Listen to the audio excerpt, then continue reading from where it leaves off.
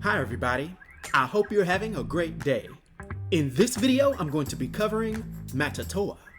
He made his first appearance in Batman Gotham Knights, issue number 16, that was released in June of 2001. His real name is unknown, but he's also gone by the aliases of Soul Eater and Devourer of Souls. And he's an athletically built New Zealander that has blue eyes and blonde hair, also being covered in very unique Maori style tattoos that glow a greenish color. Now, basically Matatoa is just a very athletic man that has the sole superpower of being functionally immortal. And although we don't know exactly how he got this ability, we do know that he has to follow the voices in his head that tells him to take people out and devour their souls to continue living. And since he appears to have been alive for quite a while now, we do know that he's very proficient at using either his twin revolvers or twin swords. Now, Matatoa, a name directly translating to mean fearless in Maori, stands out in the rogues gallery of Gotham City. Being steeped in this traditional New Zealand culture, his imposing presence is very much accentuated by his traditional Maori tattoos, which are known as te moko. And these tattoos, however, hold a dark secret. Because according to our earliest glimpses into Matatoa's history, we see that he acquired these glowing tattoos by defeating a tribal shaman. This act, being fueled by his urges and this metahuman ability, endowed him with the shaman's attributes. However, this victory would mark the beginning of a dark path. Across the vast ocean, Europe would become witness to Matatoa's horrifying deeds. Here he was known as the Soul Eater, a monstrous entity who consumed the life force of his victims. And being driven by the mysterious voice in his head, Matatoa would then embark on a twisted quest to find an quote-unquote undefeated warrior, whose life essence and attributes he could absorb and use to his benefit.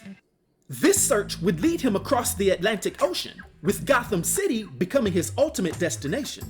You see, rumors of the legendary Batman, Gotham's undefeated protector, had reached Matatoa's ears. And he truly believed that by consuming Batman's life force, he could achieve the goals that were placed in his head by the voice.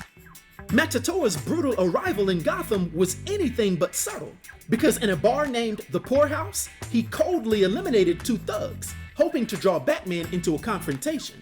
And after he casually waited around for Bats to arrive, the tactic worked, because the ensuing battle showcased Matatoa's formidable strength and agility.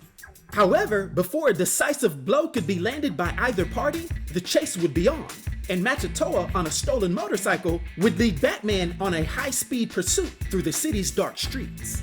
Eventually, Batman would catch up with Matatoa and would briefly keep him restrained. This is when the Immortal Hunter would offer Batman a chilling proposal. He would reveal to him the source of his power and the need to consume the life force of an undefeated warrior to prevent his own demise. He would go on to say that if Batman let him kill him, that Matatoa could become Gotham's immortal guardian.